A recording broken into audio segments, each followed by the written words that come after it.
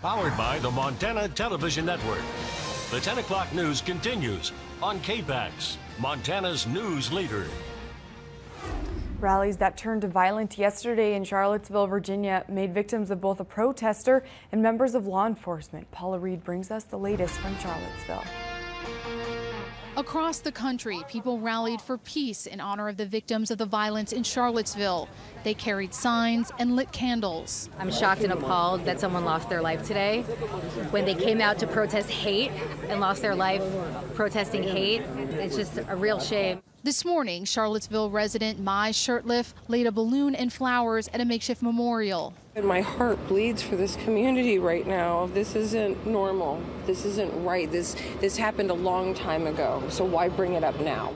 32-year-old Heather Hayer was killed when this Dodge Challenger rammed into a crowd of counter-protesters Saturday afternoon. A Virginia native, she was a paralegal at Miller Law Group in Charlottesville. In 2016, Hayer posted this on her Facebook page: "If you're not outraged, you're not paying attention." Just hours after Hayer was killed, smoke billowed from a nearby helicopter crash. Police flew surveillance over protests all day, but around 5 p.m., a Virginia State Police helicopter went down just miles from Charlottesville. 48-year-old Lieutenant H.J. Cullen and trooper pilot Burke M.M. Bates were killed in the crash. I was close to both of those state troopers. Governor Terry McAuliffe remembered the fallen officers at a service this morning. But for this hatred and bigotry that occurred here yesterday,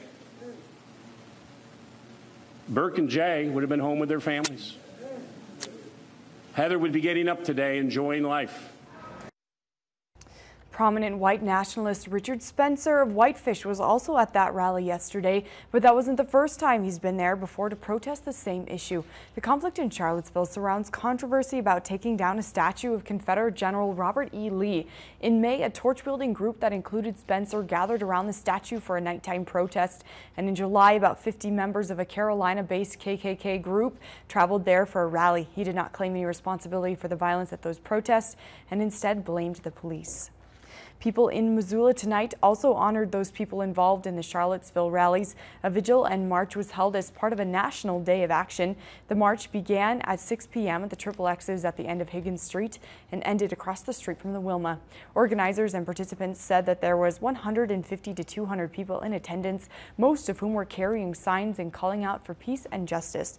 Participants say that despite the sad reason for this march, people were doing their best to stay positive. The atmosphere was very positive.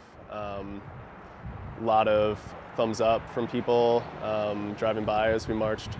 A lot of great speakers. Members of the indigenous community came out and the Jewish community came out and said some very important things. And in Health Watch next, an epidemic that has devastated communities across the U.S. is placing a heavy burden on healthcare workers. Details after this.